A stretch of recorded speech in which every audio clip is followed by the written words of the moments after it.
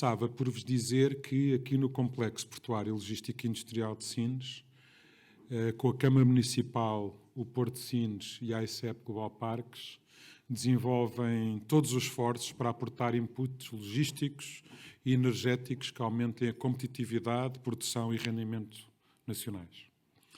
Em nome da ADRAL e da ICEP Global Parques, quero saudar a presença do Vice-Presidente da CCDR Alentejo, Aníbal Reis Costa, dos Srs. Presidentes das Câmaras Municipais de Santiago do Cacém, Álvaro Beijinha, o Sr. Presidente da Câmara Municipal de Almodóvar e da CIM do Baixo Alentejo, António Bota, do Sr. Presidente da Assembleia Municipal de Sines, Idalino José, Sra. Vereadora da Câmara Municipal de Sines, Filipa Faria, Administradora do Porto de Sines, Fernando Albino, bem como as demais autoridades e as empresas energéticas, petroquímicas e químicas, algumas já presentes na SIL, outras a caminho. Quero agradecer aos oradores, ao Sr. Secretário de Estado da Internacionalização, que orienta a nossa ação de atração de investimentos estratégicos para o país, e ao Sr. Secretário de Estado Adjunto e da Energia, cujo trabalho empenhado em soluções para a indústria e prosperidade nacionais num contexto de transição energética, todos aqui certamente reconhecem. Ao Sr. Presidente da AP Química e aos representantes das empresas que compõem o nosso painel desta tarde, que terei o gosto de moderar, muito obrigado pela vossa disponibilidade para virem partilhar as vossas preocupações e novidades. Este encontro nas ILs Energia Sul reflete que organizamos a promoção das ILs em 3 verticais principais, correspondentes a 3 dos 6 pilares do programa Investe no Alentejo da ADRAL, que hoje nos junta aqui.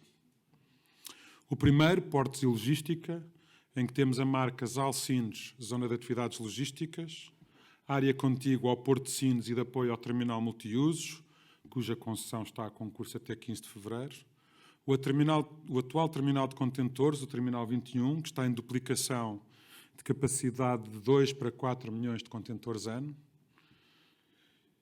e o futuro Terminal Vasco da Gama, que, como segundo terminal de contentores de Sines, irá acrescentar mais 4 milhões de contentores ano à capacidade de tramitação, para um total de 8 milhões. Queria fazer aqui um pequeno parênteses para dar os parabéns ao Porto de Sines e à PSA Sines, por neste contexto tão adverso que vivemos atualmente com a pandemia, em que tantos investimentos foram suspensos e em que passamos por uma tão grande disrupção das cadeias logísticas e de abastecimento, estar a avançar o investimento de duplicação de capacidade do Terminal 21, que será tão importante para o nosso país. Isto tudo, em conjugação com o Terminal de Carga Aeroportuária de Beja, vem criar um hub logístico intercontinental para Portugal no Alentejo, que vem garantir a nossa inserção global, o acesso às grandes rotas marítimas internacionais, a optimização das nossas importações e a promoção das nossas exportações. A soma destes projetos aos investimentos complementares nas acessibilidades rodoferroviárias já em curso aponta para um total de 2,5 mil milhões de euros de investimento público e privado. Temos um segundo vertical, o digital, a marca Sines Tech Innovation and Data Center Hub, que visa habilitar a infraestrutura de transição digital nacional ao acolher estações de amarração de cabos submarinos e centros de dados. Temos aqui connosco, na sala, o Start Campus, projeto mega centro de dados que se vai juntar ao projeto que já temos instalado, Ela Link, do cabo submarino União Europeia-América do Sul, e esperamos ter mais cabos submarinos de telecomunicações a amarrar em breve. Estamos aqui a falar de investimentos privados que somarão perto de 4 mil milhões de euros. Terceiro e último, na energia, a marca Energia Sul que lançamos aqui hoje, que pretendemos que congrega gerações e indústrias energéticas, refinadoras, petroquímicas e químicas em presença, em expansão e em transição energética, com foco nos gases renováveis, na descarbonização e na circularidade.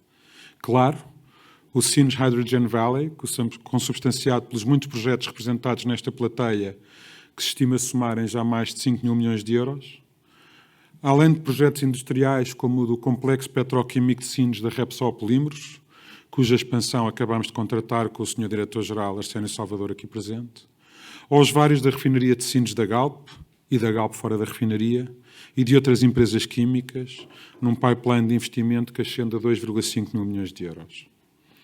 Temos, portanto, aqui no complexo de Sines perspectivas de investimento a rondar os 14 mil milhões de euros. Investimento essencialmente privado e indiscutivelmente infraestrutural para o desenvolvimento nacional, a que acresce um enorme efeito multiplicador, seja na atração de mais movimentos logísticos e na dinamização das exportações nacionais por via de uma maior inserção nas rotas do comércio internacional, seja na atração de mais cabos submarinos de telecomunicações e no potenciar da economia digital, seja na atração de mais indústria química de base para o nosso país, pela disponibilidade em proximidade e quantidade, portanto em preço, de energias renováveis. Muito obrigado pela vossa atenção, muito obrigado a todos e desejo-vos um bom encontro nas ILSE.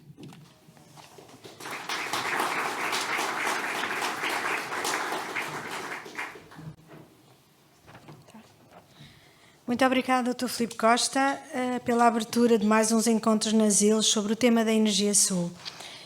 Deixem-me informar-vos que esta sessão está a ser gravada e que não haverá lugar a respostas a questões durante o período das intervenções.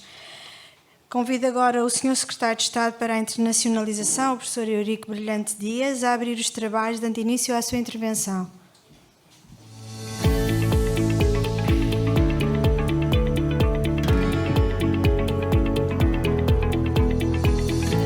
Muito boa tarde a todos.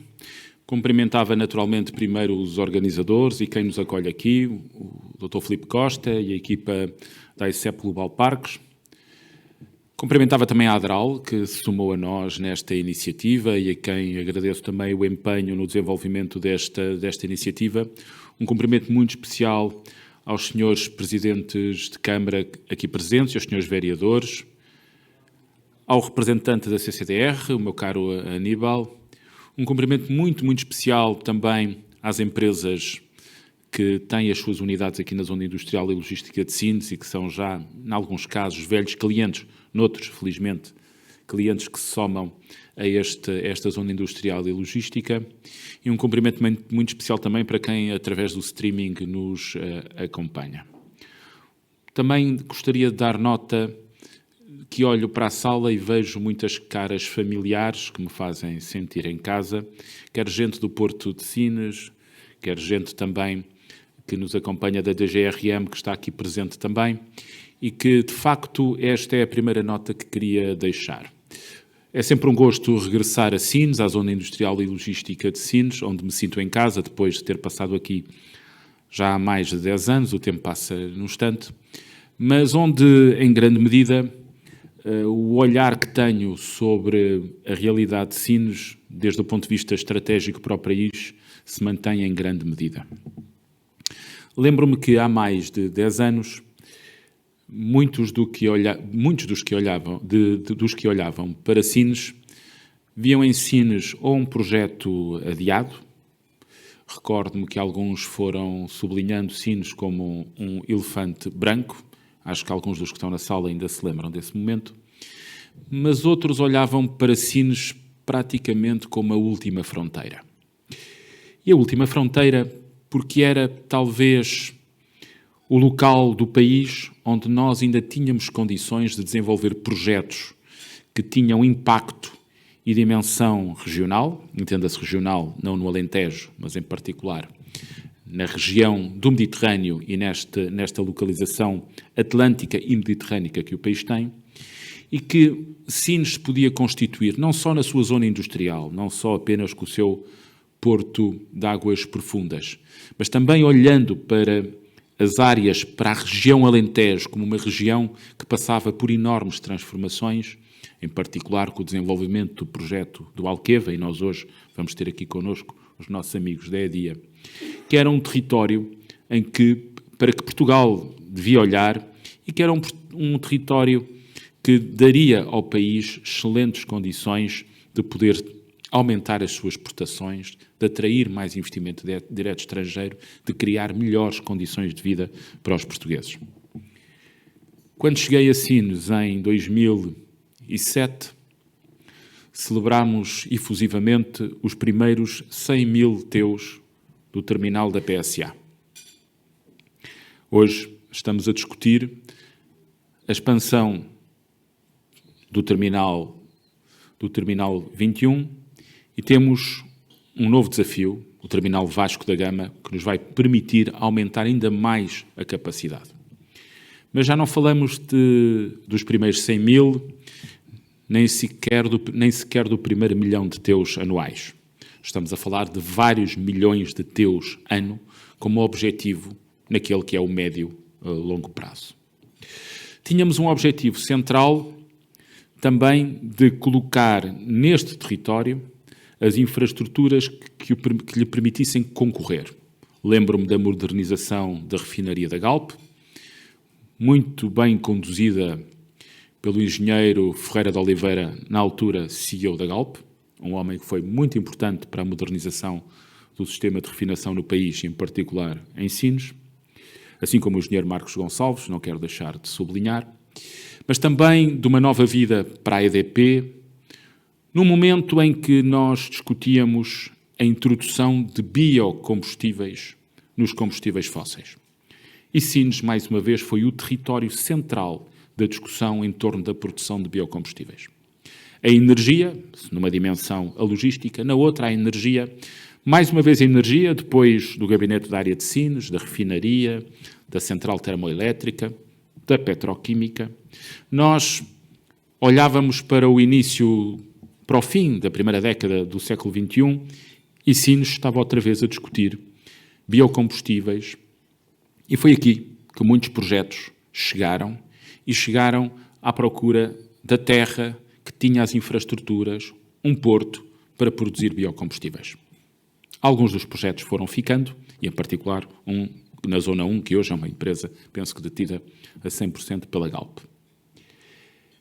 Mas Sines, neste momento em que atravessamos a transição, a dupla transição energética e climática, é mais uma vez a joia da coroa, o centro do desenvolvimento das políticas ou da política em torno da energia. Não vou falar de energia, está entre nós o meu colega João Galamba, secretário de Estado Adjunto e da Energia, que se junta a nós, que será keynote speaker dentro de pouco, e ele, muito melhor que eu, falará sobre os projetos que temos e que são projetos muito ambiciosos, muito transformadores da nossa capacidade industrial. Mas não queria deixar de sublinhar, no fim, que no quadro destas transições climática, energética, mas também digital, Sines tem esta terceira dimensão de que o Filipe Costa há pouco sublinhou. A da chegada do cabo submarino como um momento muito feliz para Sines e para o país, o cabo submarino que ligou a América Latina à Europa, em particular Portugal, que nos permite desenvolver novos modelos de negócio aqui e, por isso, novo investimento, que é o caso do Start Campus. É como se nós pensássemos que, na dupla transição, Sines continua a ser a localização do país que melhores condições tem para atrair investimento direto estrangeiro. O Start Campus foi anunciado por um valor que nem eu consigo repetir, só os seus promotores, mas que é o maior investimento estrangeiro no país desde a Alta Europa. E aquilo que temos feito em conjunto aqui com a Global Parques, com a Portugal Global e com o Governo é um processo de transformação também de Sines, que fará de Sines seguramente o polo dinamizador da economia nacional que tanto precisamos. A nota final que deixo, e que ainda há pouco repeti quando me fizeram uma pergunta sobre o investimento que acabávamos, os contratos que acabávamos de assinar, sublinhei que Portugal passou pela primeira vaga da industrialização, muito centrada nos combustíveis fósseis, em particular no carvão. Passou tarde, e passou tarde, acima de tudo, porque a energia é um elemento decisivo para ter vantagens comparativas e é um elemento decisivo para gerar outros modelos de negócios a partir da energia. Não só a partir do seu custo, mas também da tecnologia que é necessária para utilizar a matéria-prima energética e, a partir dela, a transformar em novos modelos de negócio. É isso que fazemos, por exemplo, aqui com a Repsol em Sines. Portugal não tinha carvão, continua a não ter carvão. E a partir de ontem, anteontem, dia 1 de dezembro, comunicamos ao mundo inteiro que somos 100% coal-free e que somos o primeiro país a não ter centrais a carvão, termoelétricas a carvão, que a nossa energia produzida no país não é produzida a partir do carvão. Para mim, que vendo o país positivamente, salvo seja, que vendo o país por este mundo fora, o sublinhar que Portugal é um país 100% coal-free é um elemento que acrescenta valor à proposta que Portugal faz aos investidores estrangeiros. Porque hoje esse é um elemento distintivo, que nos distingue e que é central. E se, como eu dizia, na primeira vaga da industrialização não tínhamos carvão, o país pode olhar neste momento para os dados, para a economia de dados e para uma economia descarbonizada, pode olhar para esse momento com recursos, com tecnologia, que podem colocar a indústria portuguesa e este território em particular na liderança durante os próximos anos de processos industriais que a partir das matérias-primas e das matérias-primas energéticas centrais para produzir aquilo que os consumidores querem comprar, naturalmente, nos pode permitir desenvolver modelos de negócio, que são modelos de negócio competitivos, à escala internacional, que nos permitem exportar mais e atrair mais investimento direto estrangeiro. O Governo definiu como objetivo chegar a 2030 com 53% do peso das exportações no produto interno bruto. O que significa, a partir de 2021, o ano está praticamente a fechar, crescer o peso das exportações no PIB a aproximadamente 11% nos próximos 9 anos. Nós sabemos que teremos um empurrão importante quando o turismo puder retomar o seu ritmo natural. Mas sabemos que nos vai obrigar a um crescimento acelerado acima do crescimento do PIB para podermos chegar a 2030 com 53% do peso das exportações no PIB. O investimento direto estrangeiro atingiu este ano um novo recorde. O estoque de IDE ultrapassou os 157 mil milhões de euros no fim do mês de setembro, em estoque. E ultrapassou pela primeira vez os 75% do produto interno bruto no fim de 2020. Chegaremos a 75,2% provavelmente, ou indicativamente, até o fim deste ano. Em grande medida, o setor da energia, os projetos que vamos desenvolvendo têm vindo a atrair capital estrangeiro, que é ao mesmo tempo capital que intensivamente desenvolve modelos de negócio exportadores. E Sines tem aqui um papel decisivo. A oportunidade de estar convosco hoje, de estar convosco no lançamento desta marca que sublinhava e bem o Dr. Filipe Costa. É um momento importante de partilha, mas é acima de tudo também um compromisso de trabalho em conjunto, porque lançar a marca é talvez a parte mais fácil. Agregar vontades para em torno dela vender o país lá fora é aquilo que nos falta fazer e é para isso que estamos preparados. Queria deixar uma última nota, que é uma nota de natureza institucional e de governação. Sines, ao longo dos últimos mais de 10 anos, porque em grande medida eu já tive essa experiência, teve a capacidade única de fazer um alinhamento estratégico dos atores fundamentais, onde se inclui a cidade, o município, o Porto e a ICEP Global Parques. Os três, em conjunto, têm vindo a promover este território lá fora, com o Governo, com a ADRAL, com a CCDR, com as empresas do território. Mas, em cima de tudo, estas três instituições deste território tiveram a capacidade de institucionalmente encontrar uma plataforma onde todos cabem, focando-se essencialmente naquilo que têm que fazer em conjunto. E também nisso deviam ser um modelo para, em muitas regiões deste país, percebermos que se as instituições alinharem as suas estratégias, tiverem o seu modelo de governação adequado, provavelmente é mais fácil atingir objetivos. Muito obrigado.